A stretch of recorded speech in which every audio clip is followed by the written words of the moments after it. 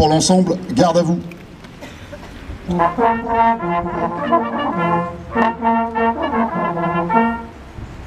Prêt pour les couleurs? Envoyé.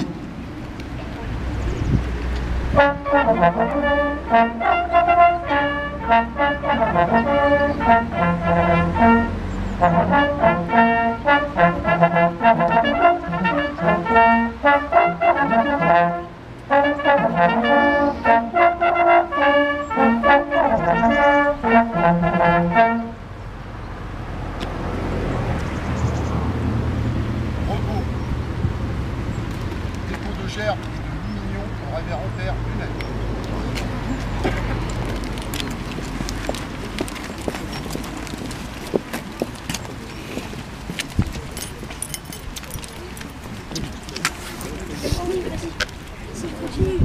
Continue, reste la fête.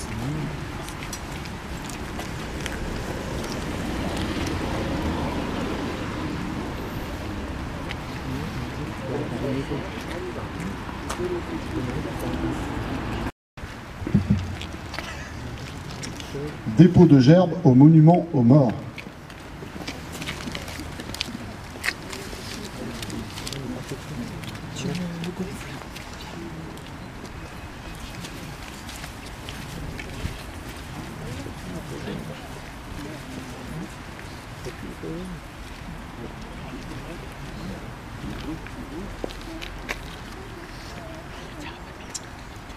Aux morts.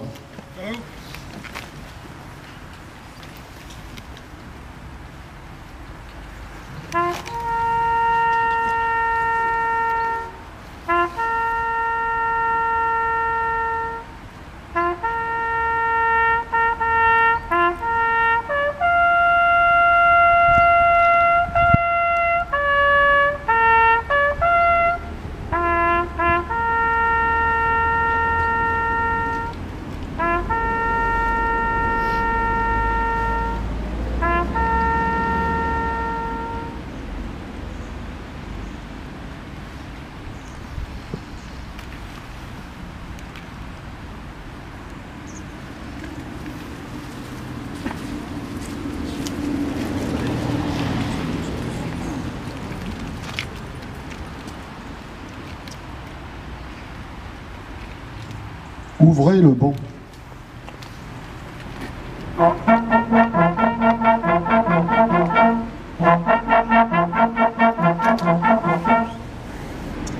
Remise de la médaille Reconnaissance de la Nation Afrique du Nord à Monsieur Daniel Vaillant par Monsieur Christophe Bouillon, maire de Barentin.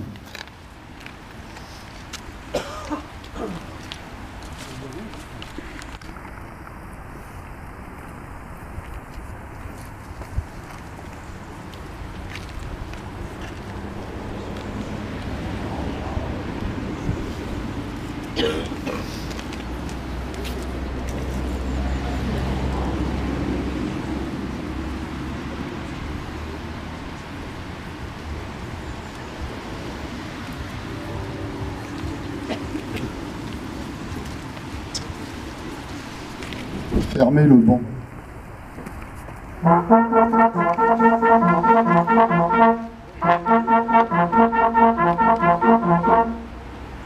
Allocution de Monsieur Guy Boulard, président des anciens combattants UNC OPEX.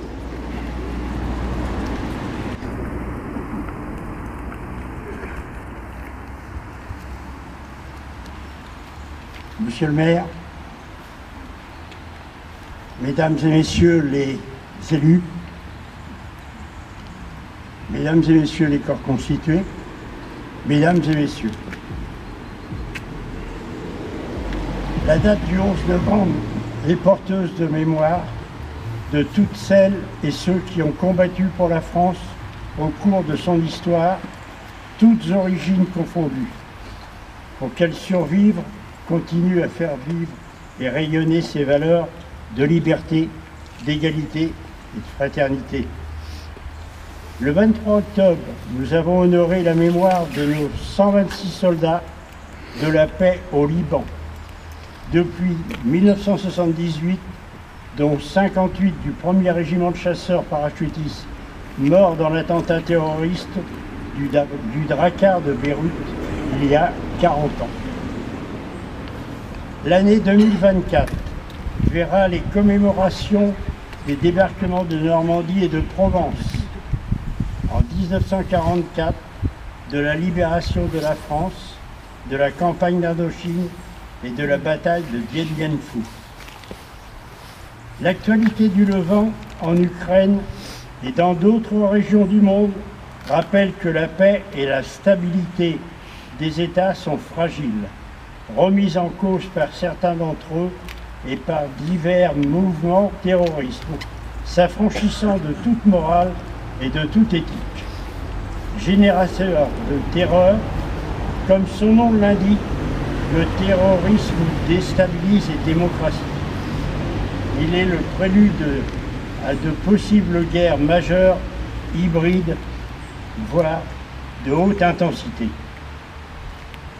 Aussi, restons vigilants, resserrons les rangs autour de nos armées, ces mêmes armées composées de personnel d'actifs et de réserve qui, aux côtés des forces de l'ordre, assurent notre sécurité au quotidien, en métropole, dans nos territoires ultramarins et sont engagés sur des théâtres d'opérations extérieures.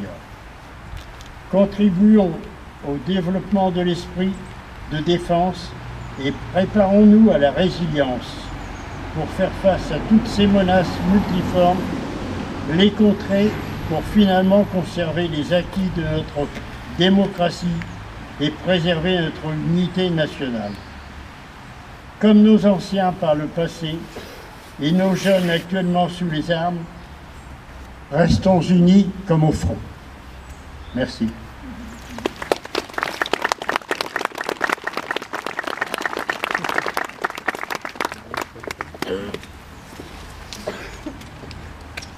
Allocution de Claude Polge, président des anciens combattants ACPG CATM.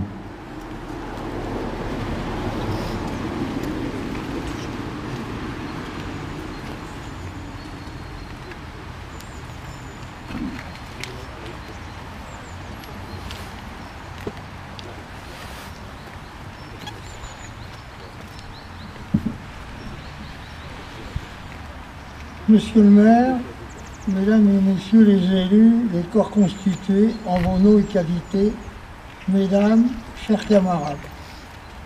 Il y a 105 ans, le 11 novembre 1918, les cloches de toutes les villes et de tous les villages de France retentissaient pour annoncer la fin d'une tragédie qui avait duré 52 mois.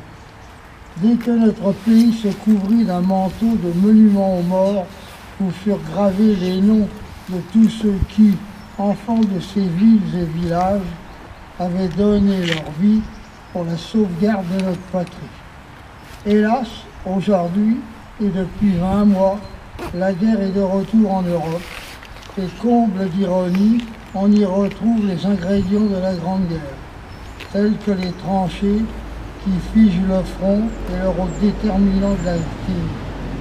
Récemment, un conflit se démarre au Moyen-Orient. C'est pourquoi en ce jour de commémoration qui, compte tenu du contexte, revêt un aspect particulier et doit servir d'alerte. Notre association, en même temps qu'elle rend hommage au courage exemplaire des poilus, comme tous les morts pour la France de toutes les guerres, rappelle l'un de ses objectifs fondamentaux: s'opposer à tout règlement de conflit par la guerre, l'obtenir par la négociation, agir résolument et avec persévérance pour la paix et œuvrer dans ce sens avec les générations nouvelles. Vive la République, vive la France!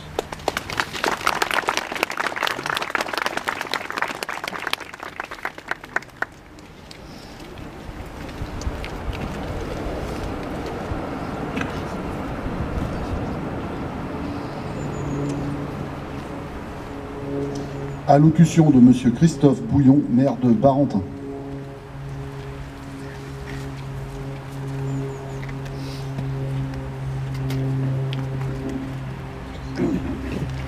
Je voudrais commencer par vous remercier pour votre présence nombreuse.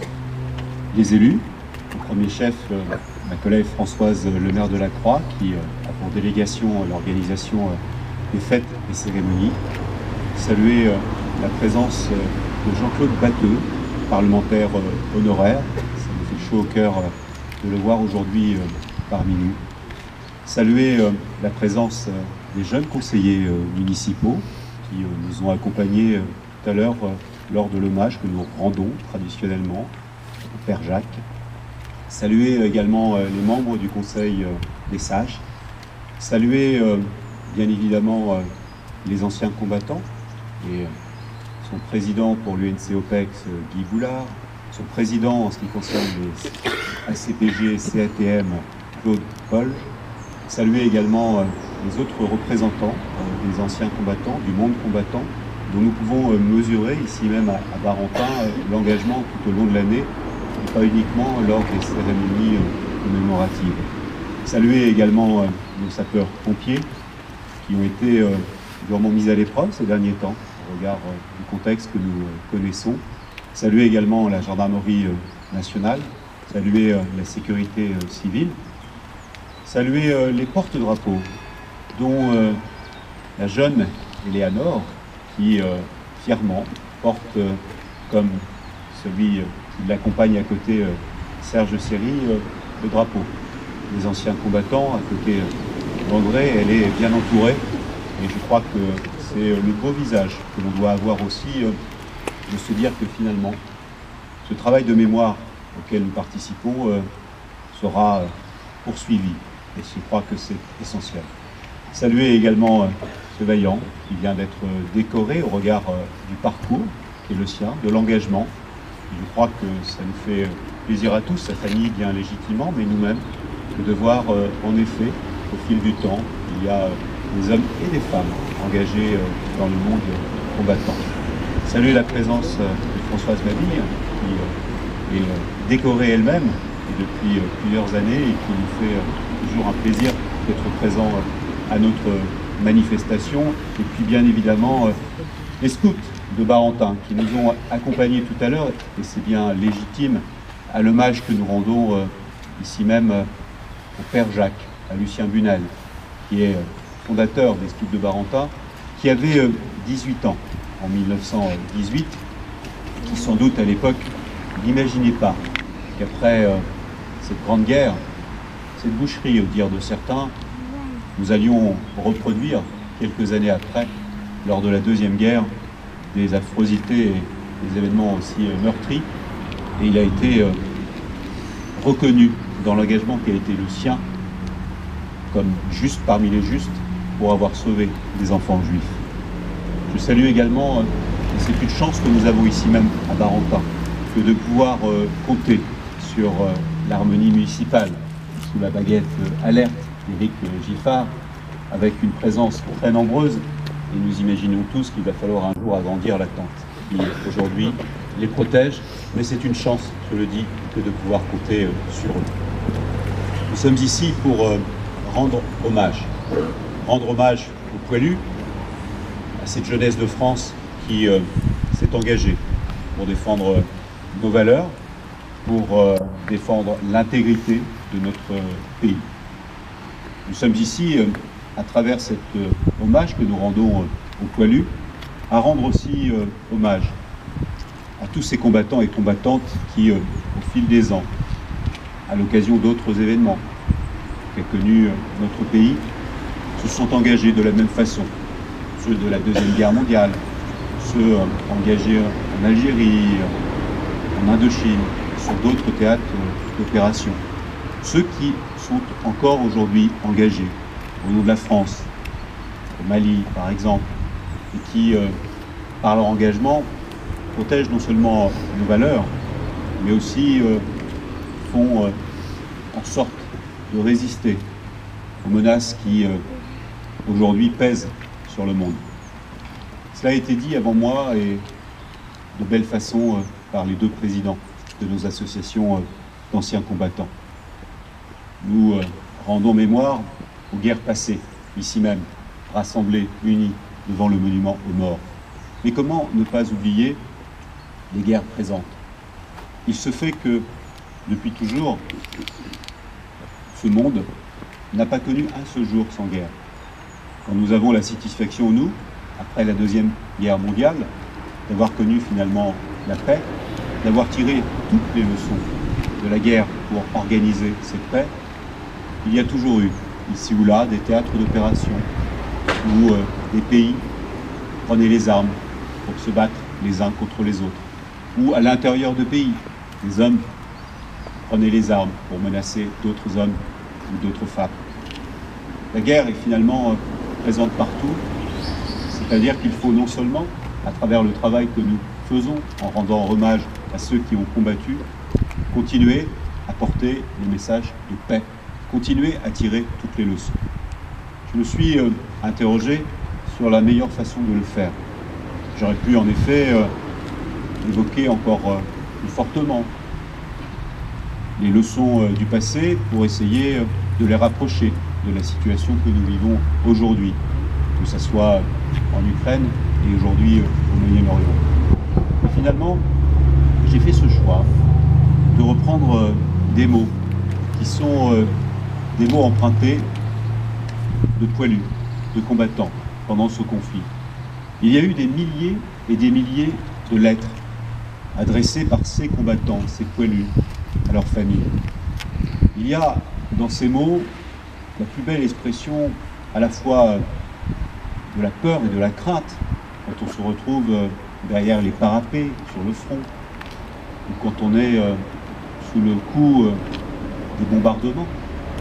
Et puis il y a ces mots de la simplicité, de l'émotion lorsqu'on s'adresse à sa maman, à son papa, à sa compagne, à ses enfants. Et je crois que quand on entend ces mots, on comprend ce que la guerre entraîne avec elle, à la fois comme souffrance et comme émotion.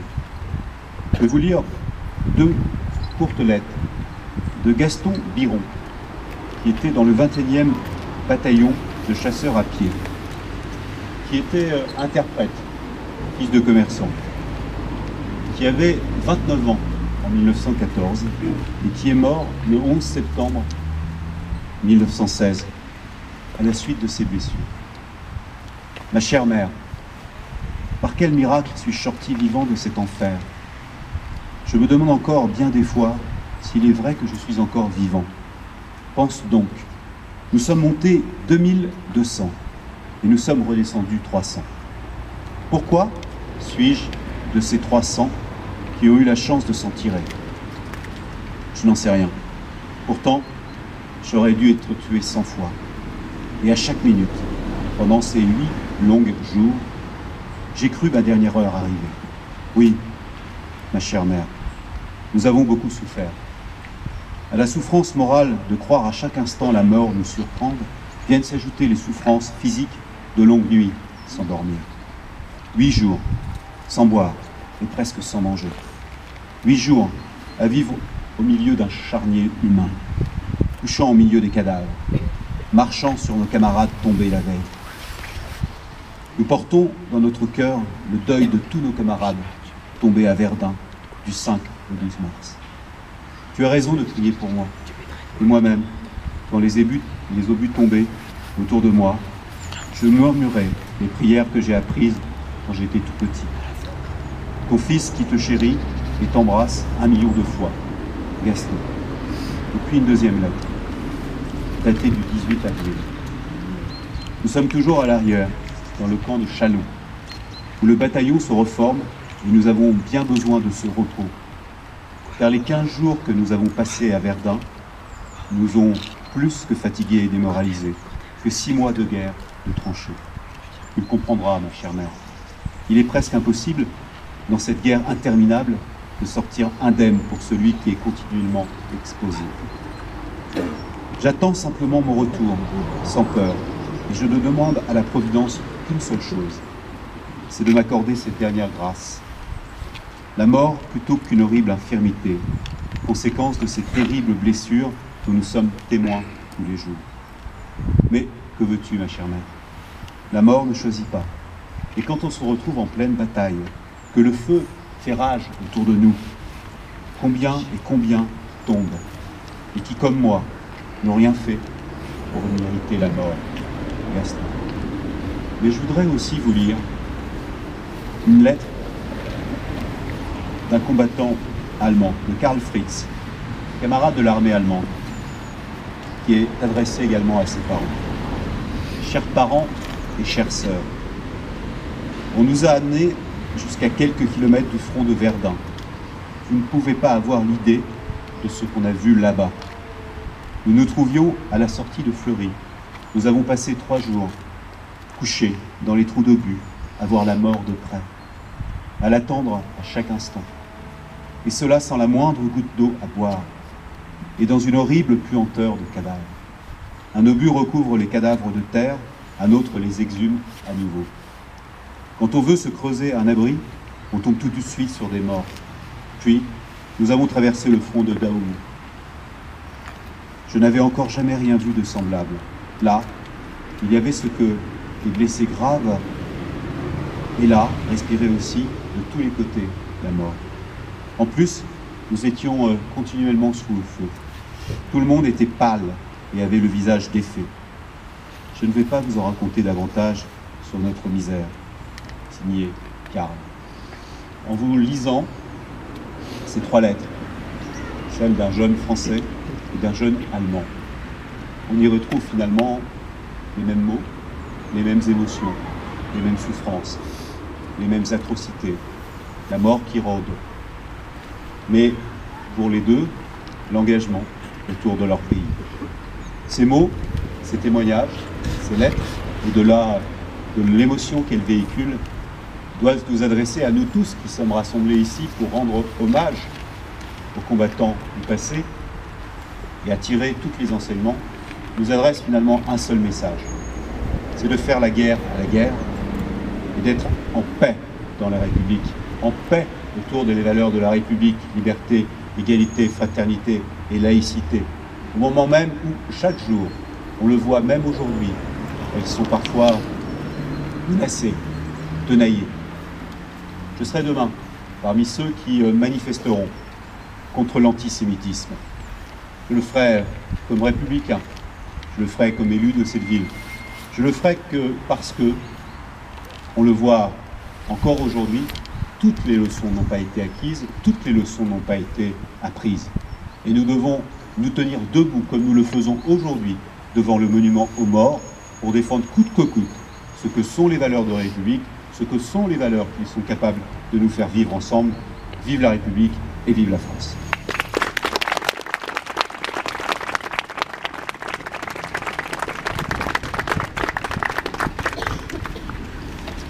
La Marseillaise.